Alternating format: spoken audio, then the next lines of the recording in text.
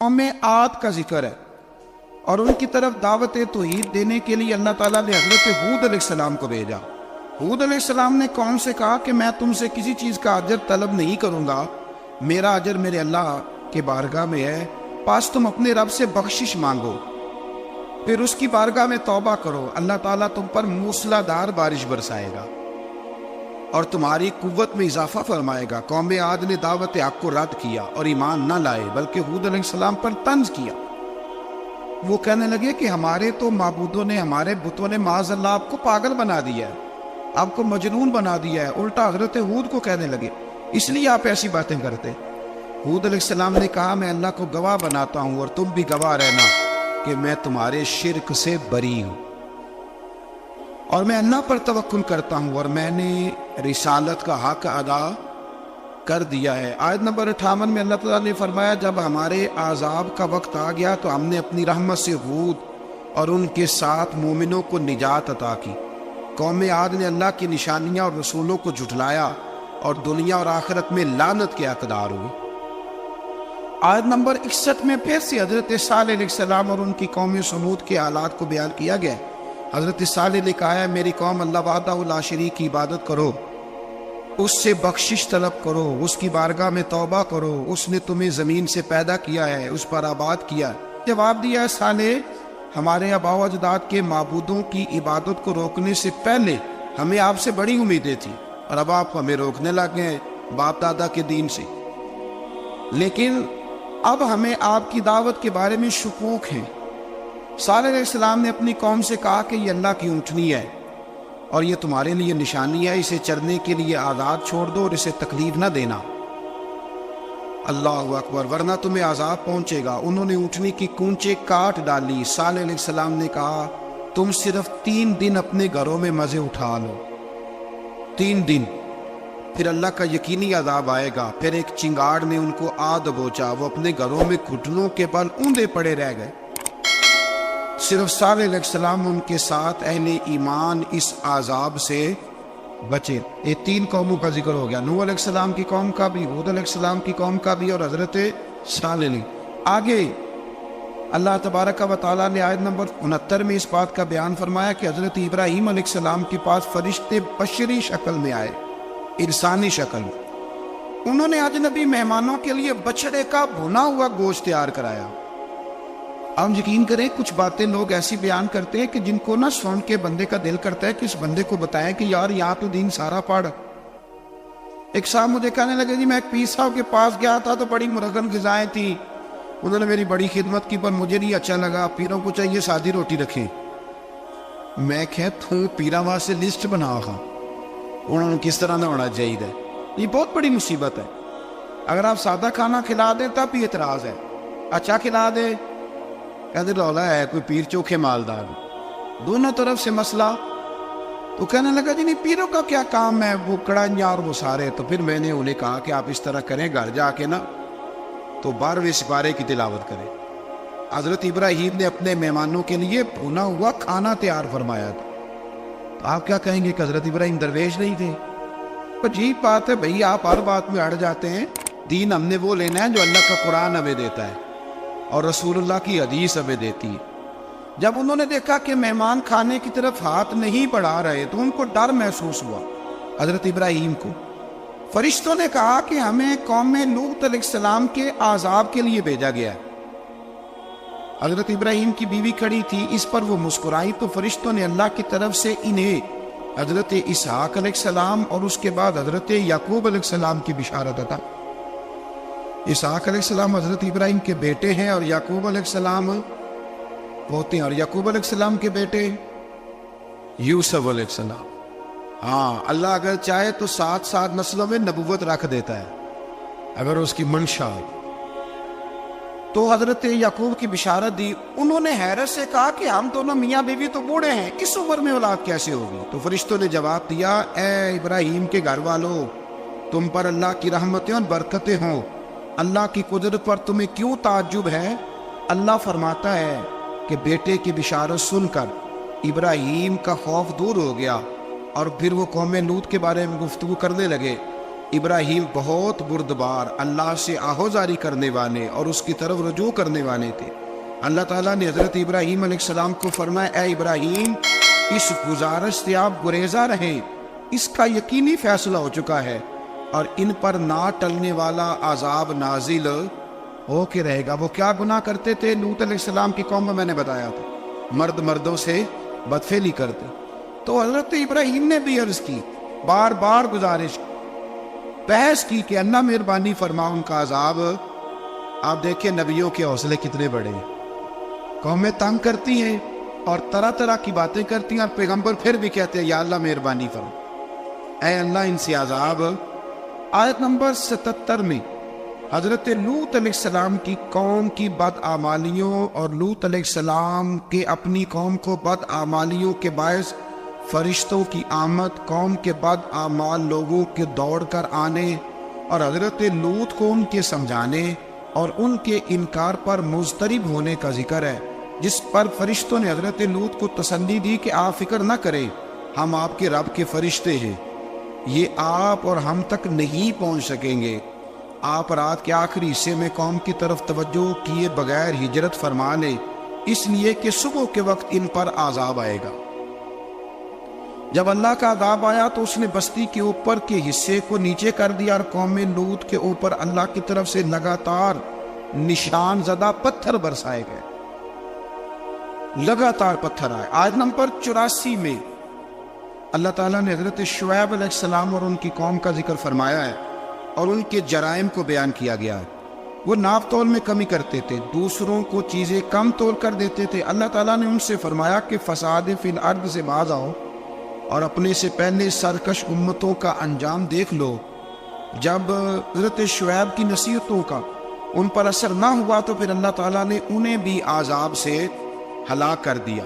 آیت نمبر 94 میں فرمایا کہ جب ہمارا عذاب آیا تو ہم نے اپنی رحمت سے حضرت شعیب اور ان پر ایمان لانے والوں کو بچا لیا، اور ظالموں کو ایک زبردست چنگاڑ نے پکڑ لیا تو صبح وہ اپنے گھروں میں اوندا منہ پڑے تھے، گویا وہ کبھی وہاں آباد تھے ہی نہیں۔ آیت نمبر 96 میں حضرت موسیٰ علیہ السلام کو عطا کیے جانے والے 9 معجزات کا ذکر ہے۔ پھر فرعون اور اس کے پیروکاروں کے باطل روش کے باعث ان کی ہلاکت کا بھی ذکر فرمایا، اور دنیا اور آخرت میں انہیں ملعون یعنی لعنتی قرار دیا۔ جن بستیوں کو اللہ تعالیٰ نے ہلاک کیا ان میں سے بعض کے آثار موجود ہیں اور بعض کے آثار تک معدوم ہو چکے۔ ان میں سے ہر بستی والے اپنے ظلم کے باعث ہی ہلاک ہوئے۔ اللہ تعالیٰ کسی پر ظلم نہیں فرماتا، لوگ خود اپنی جانوں پر ظلم کرتے ہیں۔ جو شخص عذاب آخرت سے ڈرتا ہے اس کے لیے اس میں نشانیاں موجود ہیں۔ آیت نمبر 106 سے اللہ تعالیٰ نے انجام کے اعتبار سے لوگوں کی 2 قسمیں بیان کی، 2 قسمیں فرمایا، ایک ہے سعادت مند لوگ اور دوسرے ہیں بدبخت۔ فرمایا بدبختوں کا ٹھکانہ جہنم ہے جس میں وہ ہمیشہ رہیں گے، اور نیک بختوں کا ٹھکانہ جنت ہے، وہ ہمیشہ اسی میں رہیں گے، اور ان کے لیے اللہ کی طرف سے نا ختم ہونے والی عطائیں۔ آیت نمبر 110 میں حضور صلی اللہ علیہ وسلم کو تسلی دی گئی کہ جس طرح یہ لوگ قرآن کے بارے میں اختلاف کرتے ہیں، اسی طرح قوم موسیٰ نے تورات کے بارے میں بھی اختلاف کیا تھا، اور اللہ نے ان کے اعمال کا پورا بدلہ انہیں دیا۔ آیت نمبر 112 سے سرکشی کو چھوڑ کر احکامات دین پر استقامت اختیار کرنے اور ظالموں کے ساتھ میل جول رکھنے سے بچنے کا حکم دیا گیا ہے، اور فرمایا کہ ظالموں سے میل جول کا انجام دوزخ کی آگ ہے۔ ہم لوگ نہ شکوہ کرتے ہیں، کسی حکومت کو بنے ہوئے 6 مہینے گزرتے ہیں تو شکوہ شروع ہو جاتا ہے، حالانکہ وہ خود تو نہیں نہ بنتے، ان کو کوئی بنانے والا ہے۔ تو ظالم کا جو مددگار ہوتا ہے وہ بھی ظالم ہوتا ہے، اس لیے احتیاط کریں۔ اور یہ صرف سیاستدانوں کی بات نہیں، دنیا کے ہر معاملے میں آپ غور کریں کہ آپ کسی ظالم کے مددگار تو نہیں۔ اللہ تعالی ہمیں حق پر استقامت عطا فرمائے۔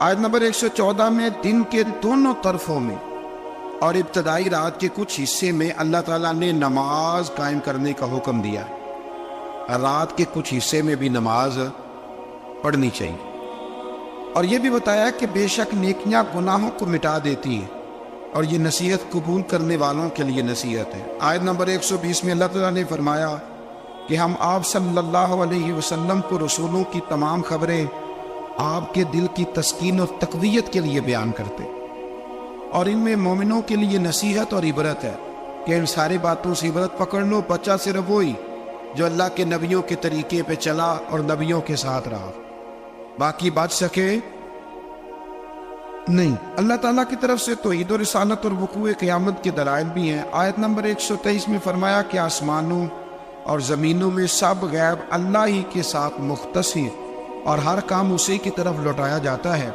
آپ اسی کی عبادت کیجئے، اسی پر توکل کیجئے، اور آپ کا رب لوگوں کے اعمال سے غافل نہیں ہے۔ اسی پارے میں آگے سورۃ یوسف شروع ہو رہی ہے۔ اس کو اللہ تعالیٰ نے کہا ہے کہ یہ بڑا پیارا قصہ ہے، احسن القصص کا، قصوں میں سونا قصہ۔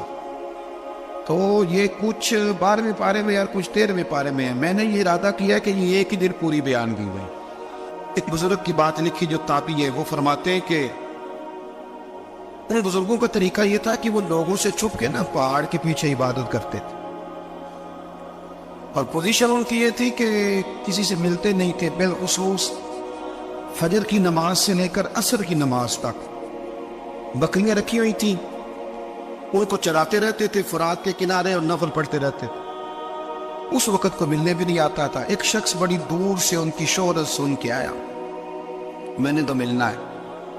لوگوں نے کہا وہ اس وقت نہیں ملتے، ناراض ہوتے۔ اس نے کہا اللہ کا بندہ ہے نا، ناراض ہو بھی جائے گا تو لمبا ناراض رہے گا نہیں، اللہ والے جلدی راضی ہو جاتے۔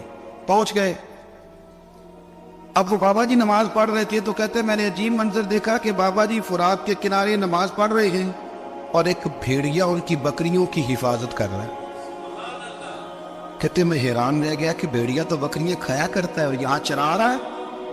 کہتے میں جب گیا تو بابا جی نوافل میں مشغول تھے، مجھے دیکھ کے کہنے لگا اس وقت کیوں آئے ہیں؟ میں نے کہا حضور اگر آئے گیا ہوں تو پھر مہربانی کرے قبول فرما لیں۔ میں بیٹھ گیا تو میں نے کہا حضور یہ بھیڑیا بکریاں چرا رہا ہے، بھیڑیا اور بکریاں کی صلح کب سے ہو گئی؟ تو فرماتے ہیں لمبی تقریر نہیں، ہلکا سا جملہ۔ فرمانے لگے جب سے بکریوں کے مالک نے رب سے صلح کر لی ہے نا، تب سے بھیڑیوں نے بھی بکریوں سے صلح کر لی ہے۔ بکریوں کے مالک نے رب سے صلح کر لی، گناہ چھوڑ دیے، اس کی فرما برداری میں آ گئے۔ اب پھر اسے بکریاں چلانے کی ضرورت نہیں رہی، بکریاں نہ اب بھیڑیا چراتا ہے۔ کہتے ہیں میرے اوپر کپ کپی طاری ہو گئی بزرگوں کی بات سن کے، اور مجھے پیاس لگی اور خواہش آئی کہ پتہ نہیں اب بابا جی کچھ کھلائیں پلائیں گے بھی کہ نہیں، بابا جی کچھ کھلائیں گے بھی کہ نہیں۔ کہتے میرے دل میں خیال تھا تو بزرگوں نے ایک لکڑی کا پیالہ، ان کے پاس وہ غار میں بیٹھے تھے تو ایک چھوٹا سا پتھر تھا، اس کی ڈھلان بنی ہوئی، بابا جی نے اس کے نیچے لکڑی کا پیالہ رکھا، وہ رکھا ہی تھا تو وہ دودھ سے بھر گیا۔ کہتے انہوں نے مجھے دیا تو ٹھنڈا اور میٹھا دودھ، میری طبیعت خوش ہو گئی۔ بابا جی نے دوبارہ وہی پیالہ اسی جگہ رکھا تو شہد سے بھر گیا۔ 1000 سال پہلے داتا صاحب لکھ رہے ہیں۔ کہتے مجھے دیا، میں نے فوراً کہا، میں نے کہا حضور یہ دودھ تو گائے بھینس دیتی ہے، پہاڑوں سے تو نہیں نکلا کرتا، اور شہد تو شہد کی مکھیاں دیتی ہیں، پتھروں سے تو نہیں نکلتا، یہ آپ کہاں سے نکال رہے ہیں؟ تو کہتے ہیں وہ قرآن مجید پڑھنے لگے۔ وَإِذِ اسْتَسْقَىٰ مُوسَىٰ لِقَوْمِهِ، جب موسیٰ کی قوم نے ان سے پانی مانگا، فرمانے لگے موسیٰ کی نافرمان قوم پانی مانگے، حضرت موسیٰ پتھر پہ ڈنڈا مارے تو اللہ وہاں سے 12 چشمے جاری کر دے۔ جو رب حضرت موسیٰ کی نافرمان قوم کے لیے پتھر اور پہاڑوں سے چشمے نکال دیتا ہے نا، وہ محمد عربی کے غلاموں کے لیے پتھر اور پہاڑوں سے دودھ اور شہد میں نکال دیا کرتا ہے۔ وہ بزرگ کہنے لگے بس بات یہ ہے کہ آج بھی ہو اگر ابراہیم کا ہی ماں پیدا تو آگ کر سکتی ہے اندازے گلستاں پیدا۔ کہنے لگا حضور پھر میرے لیے بھی دعا کریں۔ آپ فرمانے لگے پھر دعا نہ کرا تو مدینے والے کی غلامی شروع کر، تو نبی کریم کی غلامی شروع کر، تو رسول پاک کی غلامی شروع کر۔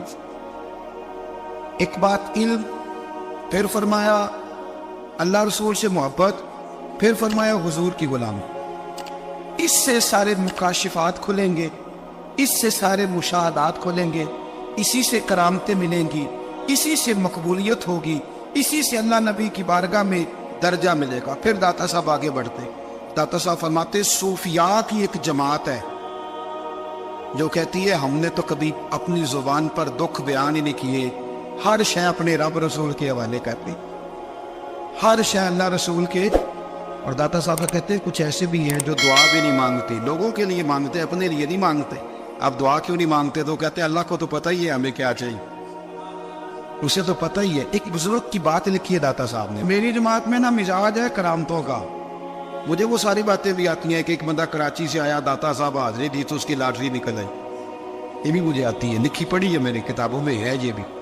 ایک بندہ، یہ ساری باتیں نا آتی ہیں کرامتوں میں، بڑی ساری چیزیں لوگ بیان کرتے ہیں کہ میں وہاں آیا اور میں نے حاضری دی تو موج لگ گئی. یہ ساری باتیں آتی ہیں. ہمارے پرانے بزرگ اور بھی کسے سنایا کرتے تھے، ساری ہمیں چیزوں کا پتہ، پر جو عنوان ہے نا وہ حضرت شیخ ابو نور کہتے ہیں کہ ایک بندہ داتا صاحب کے مزار پہ گھوم رہا تھا. داتا 10 روپے دے، 10 روپے دے، 10 روپے دے. تو ایک بندہ بڑی دیر سے اسے دیکھ رہا تھا. وہ کہنے لگا داتا نے تجھے کیا دے دے؟ ادھر آ. میں دوسرے 10 دیے. بندہ بڑا حسین تھا، ہنس پڑا. کہنے لگا داتا تیرے بھی صدقے جاؤ. دن آنے لگا تو منکر سے ہی دلوا دیے، جو نہیں مانتا اسی سے دلوا دیے.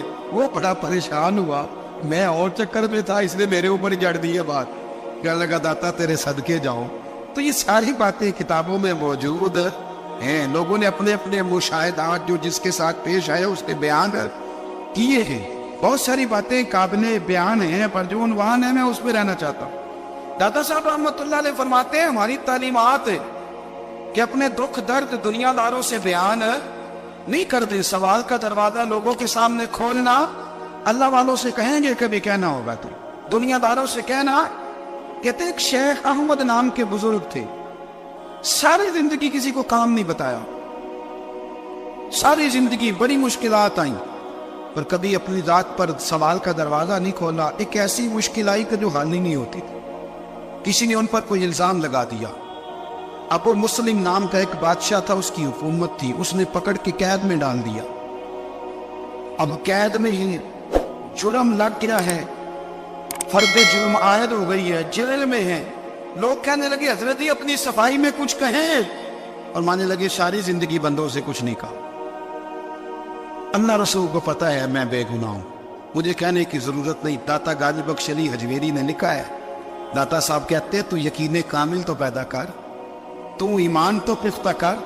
داتا صاحب کہتے ہیں وہ ابو مسلم جو بادشاہ تھا وہ نیک آدمی تھا، اسے رات کو خواب میں نبی کریم کی زیارت نصیب ہوئی، اور حضور سید عالم صلی اللہ علیہ وسلم فرمانے لگے تو نے اللہ کا ایک نیک بندہ جیل میں ڈال دیا ہے.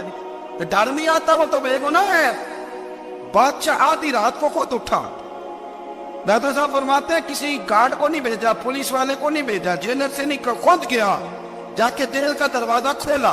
دروازہ کھول کے اس درویش کو آزاد کیا. کہنے لگا بابا جاؤ، مجھے پتہ چل گیا بے گناہ ہے. بابا جی سلام کر کے جانے لگے تو بادشاہ پھر آگے آیا، ہاتھ باندھے، ہاتھ چومے. کہنے لگا حضور آپ بڑے نیک ہیں، میرے لیے کوئی حکم ہو تو بتائیے گا، میرے لائق کو خدمت ہو تو بتائیے گا. تو شیخ احمد فرمانے لگے تجھے ابھی بھی سمجھ نہیں آئی، تجھے ابھی بھی نہیں سمجھ آ رہی. کہنے لگا حضور کیا؟ فرمانے لگا جو تہجد کے وقت تجھے اٹھا کے مجھے رہا کرنے بھیج سکتے ہیں وہ میری کوئی ضرورت باقی رہنے دیں گے؟ مجھے وہ ضرورت پڑے گی کسی اور پہ دینے کی؟ جو تہجد کے وقت تجھے اٹھا کے بھیجتے ہیں کہ جا کھول جا کے دروازہ، وہ ضرورت رکھیں گے؟ میری ضرورت مجھے رہے گی کہ میں تجھے اور وہی کام آدھے میں تجھے سمجھ نہیں آئی. وہ داتا علی حجویری رحمت اللہ علیہ فرماتے ہیں اس میں ہماری طبیعت ہے، ہم نے بندوں سے دل لگا لیا، دل اللہ رسول سے لگاؤ. کسی بندے سے لگانا تو اس سے لگاؤ جو اللہ والا ہو. اختلاف شدت کا تھا. ابو سفیان آئے حضور کی بارگاہ میں، آئے کس لیے؟ مکے میں قحط پڑ گیا ہے، بارش نہیں ہوتی. ادھر سمامہ بن اسال یمامہ قبیلے کے سربراہ کلمہ پڑھ کے مسلمان ہو گئے. ساری گندم اس قبیلے سے آتی تھی. سمامہ کہنے لگا تم میرے مصطفیٰ کو نہیں بانٹتے، کوئی گندم نہیں پار جاؤ. ایک بارش کوئی نہیں، دوسری گندم کوئی نہیں. ابو سفیان تڑپ کے در رسول پہ حاضر ہوئے. ابھی تھوڑے دن گزرے ہیں احد میں حضور کے دانت شہید کیے، ابھی تھوڑے دن گزرے حضور کو ستایا ہے، ابھی تھوڑے دن گزرے حضرت امیر حمزہ کا کلیجہ نکال کے چبایا ہے، ابھی تھوڑے دن گزرے حضرت انس بن نضر کی گردن کاٹی، ابھی تھوڑے دن گزرے عبداللہ بن جحش کے ٹکڑے کیے، ابھی تھوڑے دن گزرے حضور کو ستایا ہے، تڑپایا ہے. پر حضرت علی شیر خدا فرماتے میں ماننے والا اس رسول کا ہوں، اس کے دانت شہید ہو گئے، عہد کے اندر ساری داڑھی لہو سے بھر گئی، فرماتے میں رو پڑا اور میں نے کہا محبوب آپ نہیں مجھ سے برداشت ہوتا، دعا کریں اللہ ان پہ عذاب نازل کرے۔ آئے ہاتھ آپ دعا کریں گے تو اللہ تبارک و تعالیٰ 2 پہاڑیوں میں پیس ڈالے گا۔ حضرت علی کہتے ہیں میں نے عرض کی تو حضور نے ہاتھ اٹھائے اور دعا کیا دی، اللہم اہد قومی فإنہم لا یعلمون، اے اللہ میری قوم کو ہدایت دے دے، یہ جانتے نہیں یہ کیا کر رہے ہیں۔ اللہ انہیں ہدایت دے۔ اخلاقی اصلاح کا معیار، تھوڑے دن پہلے حضور کے ساتھ یہ رویہ، ابو سفیان اب بے حال ہو گئے، بچے بھوک سے مرنے لگے، جانور پیاس سے مرنے لگے۔ ابو سفیان چھپتا چھپاتا کہنے لگا چارہ کوئی نہیں، مصطفیٰ کے پاس جانا ہی پڑے گا۔ ابو سفیان مدینے پہنچ گئے۔ جب پہنچے نا تو ابو سفیان کی اپنی صاحبزادی حضرت ام حبیبہ ام المومنین تھی، رسول اللہ کی زوجہ تھی۔ ابو سفیان جب آئے تو حضرت ام حبیبہ کے پاس سیدھے ان کے گھر گئے بیٹی سے ملنے۔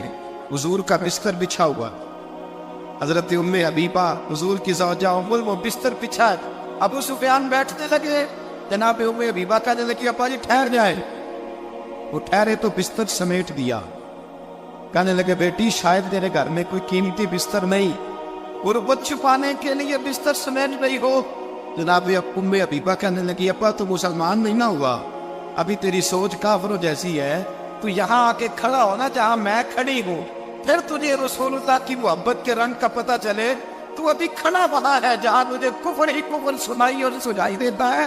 بستر اس لیے نہیں سمیٹا کہ معاذ اللہ کم قیمت تھا، میں نے اس لیے سمیٹا ہے کہ وہ نجس ہے، ناپاک ہے، ابھی کلمہ نہیں پڑھتا۔ اور یہ اس رسول کا بستر ہے کہ جو بستر میں موجود ہوتے ہیں تو جبرائیل امین قرآن لے کے تشریف لے آتے ہیں، ذرا وجود اس قابل نہیں کہ یہاں بٹھایا جائے۔ نبی محمد صلی اللہ علیہ وسلم کی بارگاہ تک ابو سفیان آئے۔ ابو سفیان کہتے مجھے امید نہیں تھی، ابھی سوچ نہیں نا بدلی، کہتے مجھے امید نہیں تھی، میرا خیال تھا وہ شکوے کریں گے، شکایتیں کریں گے، وہ کہیں گے تم نے بھی تو بڑا کچھ کیا ہے نا۔ ابو سفیان کہتے ہیں میں قربان جاؤں، میں نے یہ رنگ دیکھا تو مدینے کی فضا ویسے ہی بڑی ٹھنڈی تھی، لیکن مصطفیٰ کریم کے ساتھ جب میں نے بات کی تو میرے وجود پر گریہ طاری ہو، میرے اوپر کیفیت طاری ہو گئی، میں تڑپنے لگا۔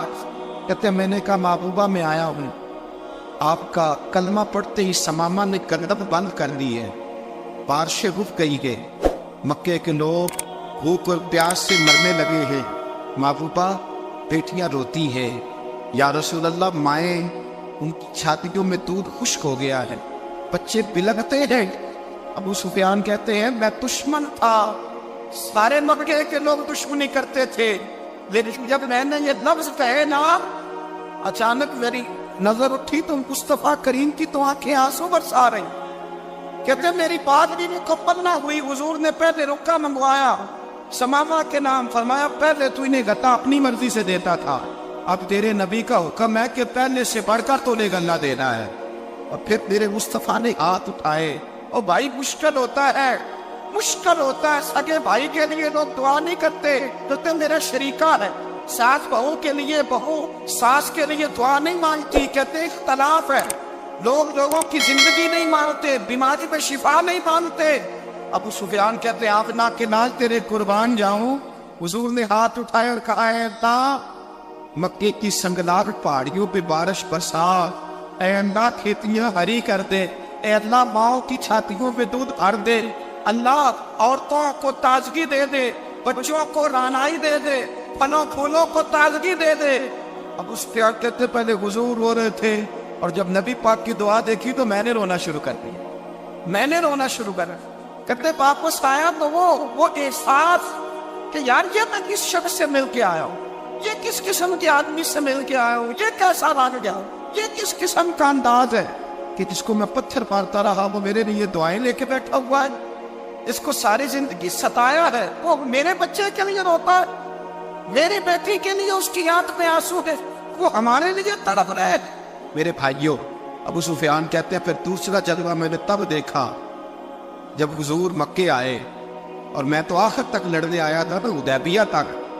کہتے جب رسول پاک مکے آئے اور حضور نے اعلان معافی کیا تو بنتا تو یہ تھا کہ مجھے سزا ملتی، لیکن میرے مصطفیٰ کریم نے فرمایا جو ابو سفیان کے گھر میں چلا جائے گا میں اسے معاف کر دوں گا۔ کہتے ہیں میں نے کہا یہ میرے لیے کس قسم کی سزا تجویز کی ہے کہ میں عمر بھر دشمنی کرتا رہا اور یہاں رنگ عجیب ہے۔ حضور نے میرے لیے ہی اعزاز لکھ دیا، فرمایا جو ابو سفیان کی حویلی میں داخل ہو گیا میں نے معاف کیا۔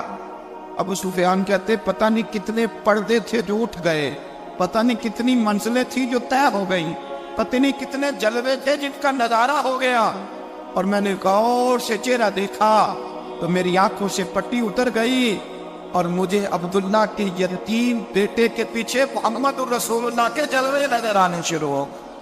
اخلاقی قدریں جب موجود رہتی، یہاں تو لوگ مرے ہوئے شخص کو مار رہے ہیں، یہاں تو سڑک پر اتنی گراوٹ ہے اور کتنا گر گیا ہے اخلاق ان لوگوں کا، ایکسیڈنٹ ہو گیا ہے، ٹرین کی پٹری سے اتر گئی ہے، چیخو پکار ہے، واہ ہے، تڑپنا ہے، رونا ہے، سسکیاں ہے، ماں کا بازو کٹا ہے پر وہ چیختی ہے ذرا میرے بیٹے کا پتہ کرو، باپ کی آنکھوں میں ریت پڑ گئی ہے پر وہ تڑپتا ہو میرا بیٹا تھا، چیخو پکار ہو رہی ہے۔ اور ظلم ہے اس قوم کا کہ جو بچانے والے آئے ہیں وہ پہلے آتے ہی ان کی جیبیں ٹٹول کہ بٹوے دیکھ رہے ہیں گری ہوئی عورتوں کے، یہ آپ اٹھا کر دیکھیے اخبارات، عورتوں کے گری ہوئی عورتوں کے کانوں سے بالیاں نوچی گئی اور ان کے کان کٹ گئے۔ یہ اس قوم کا حال ہے۔ اقبال کہتے ہیں جنہیں آتا نہیں دنیا میں کوئی فن تم ہو اور بیچ کھاتے ہیں جو بزرگوں کا کفن تم ہو۔ تم وہ لوگ ہو جو کفنوں پہ سودے کرتے ہو، جو قبروں پہ سودے کرتے ہو۔ یہ لوگ تجارتیں کر رہے ہیں، اخلاقی پستی کا یہ عالم کہ لوگ قبروں پہ سجدے کرتے ہیں، بیٹے بیچ کے دہیز خریدتے ہیں۔ غریب کی بیٹی روز تڑپتی ہے، روتی ہے، روز سسکیاں لیتی ہے کہ کہاں سے وہ دروازہ کھلے گا جب میں بھی جب سہاگن ہوں گی، جب میرا باپ بھی عزت کے ساتھ مجھے رخصت کرے گا۔ اور غریب آدمی بیٹی کی شادی کے بعد اتنا دکھی رہتا ہے، وہ بھی کم ہی لوگ جانتے ہیں، وہ بھی وہی لوگ جانتے ہیں جو اس منظر سے گزرتے ہیں۔ ہمارا اخلاقی معاملہ اس قدر زیادہ تباہی کا شکار ہے۔ میرے مصطفیٰ کریم سید عالم نور مجسم صلی اللہ علیہ وسلم جذبات کا خیال رکھتے، احساسات کا خیال رکھتے، تصورات کا۔ او بھائی اس سے بڑا اخلاق کا مظاہرہ کہاں سے لینے جاؤ گے؟ یہ اللہ کے لال فرماتے ہیں میرا دل کرتا ہے نماز لمبی پڑھاؤ، نماز اللہ کی نماز، دل کرتا ہے تب بھی نماز پڑھاؤ، میں نبی صورتیں تلاوت کروں، میں پڑھ کے رب کریم کا قرآن پڑھوں، میں اللہ تبارک و تعالیٰ کی قرآن مجید کے ذائقوں میں کھو جاؤں۔ لیکن حضور فرماتے نماز میں کسی بچے کے رونے کی آواز آتی ہے، کسی بوڑھے کی ہائے کی آواز آتی ہے، کسی بیمار آدمی کی ہائے کی آواز آتی ہے۔ نبی پاک فرماتے میں اللہ کی نماز چھوٹی کر دیتا ہوں، اللہ کے بندوں کا خیال کرتا ہوں، میں رب کی نماز چھوٹی کر دیتا ہوں، رب کریم کے بندوں کا خیال کرتا ہوں۔ خدا کے بندے تو ہیں ہزاروں، بنوں میں پھرتے ہیں مارے مارے، میں اس کا پتا بنوں گا جس کو خدا کے بندوں سے۔ میرے حبیب کریم سید عالم صلی اللہ علیہ وسلم نے فرمایا اللہ کریم نے بندے کو مخلوق کو پیدا کرنے سے پہلے جو تحریر سب سے پہلے لکھی تھی نا، اللہ نے اپنے پاس جو جملے سب سے پہلے لکھے تھے بندے بنانے سے بھی پہلے، وہ فکر یہ تھے کہ ان رحمتی سبقت اعلی غضبی، رب کریم نے لکھا تھا بے شک میری رحمت زیادہ ہے، میرا غضب زیادہ نہیں ہے۔